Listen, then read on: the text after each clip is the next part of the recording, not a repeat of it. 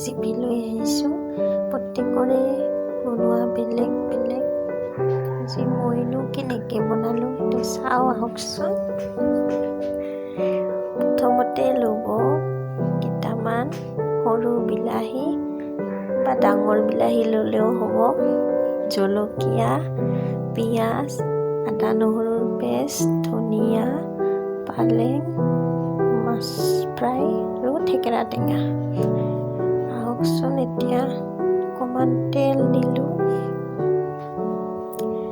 তেল দিয়াৰ পিছত আমি জলকীয়াখিনি দি দিম। জলকীয়াখিনি দিয়াৰ পিছত আমি ইয়াতে পিঁয়াজখিনি দি দিম। পিঁয়াজখিনি দি অকণমান সময় ভাজিম। ভজাৰ পিছত আদা নহৰুৰ পেষ্টখিনি দি দিম।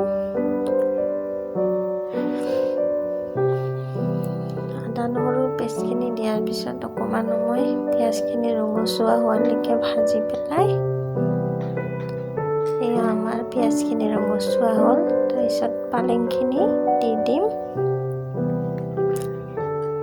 এনেকৈ পালেংখিনি অকণমান সময় মছলাৰ লগত মিক্সড হ'বৰ কাৰণে অকণমান সময় ভাজি থাকিব। অকণমান ভজা হোৱাৰ পিছত বিলাহীকেইটা দি দিম। বিলাহী এড কৰাৰ পাছত আমি ইয়াত হালধিৰ গুড়ি 1.5 চামুচ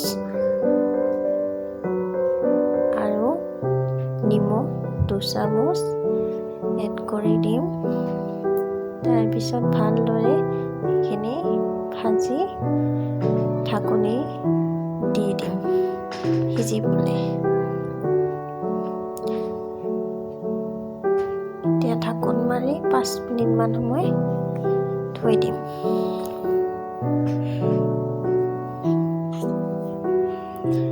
এয়া আমি 5 মিনিট হোৱাৰ পিছত চাওঁ।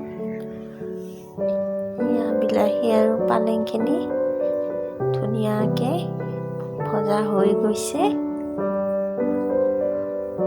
এনেকৈ আকৌ অকণমান সময় ভাজিম।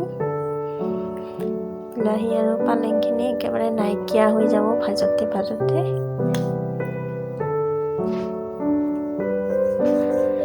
এনেকৈ ভাজি ভাজি 5 মিনিটমান সময়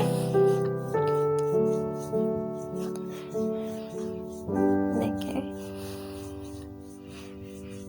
এয়া আমাৰ পালেং আৰু বিলাহীখিনি একেবাৰে মিক্সড হৈ গৈছে।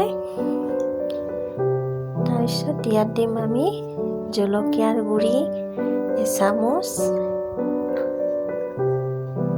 আৰু জিৰাৰ গুড়ি 1 চামুচ। তাৰপিছত এইখিনি মিক্স কৰি ল'ম। লোৱাৰ পিছত অকণমান আকৌ ভাজি তাৰপিছত আমি থেকেৰাখিনি দি দিম। থেকেৰাখিনি দিয়াৰ পিছত আমি ইয়াত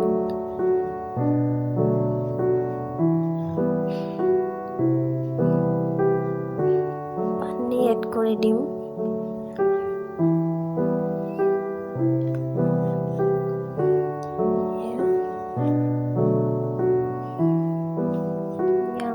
থেকেৰাখিনি দিয়াৰ পিছত আমি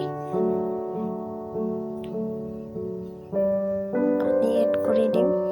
পানী নিজৰ জোখৰ মতে দিব পাৰিব। এয়া মই অকণমান বেছিকৈ পানী দিম।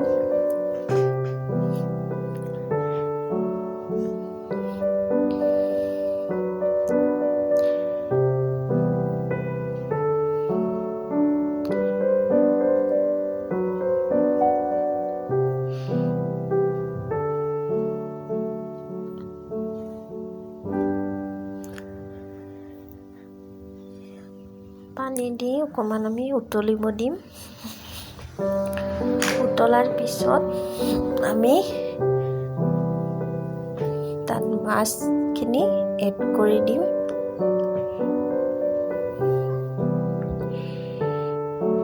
মাছ কেইপিচ এড কৰাৰ পিছত আকৌ আমি আমি 3 মিনিটমান সময় উতলিব দিম।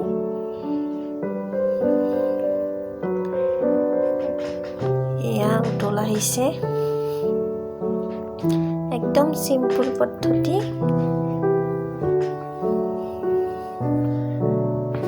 এনেকে খাইছে নে খোৱা নাই জনাবচোন। থেকেৰা দি পালেং মাছৰ জোল। এতিয়া আমি ধনিয়াখিনি এড কৰি দিম। এয়া আমাৰ মাছৰ জোল ৰেডি।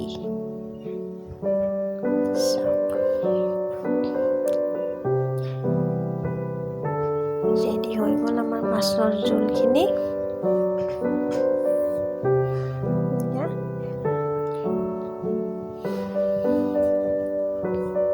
চাওকচোন কেনেকুৱা লাগিছে।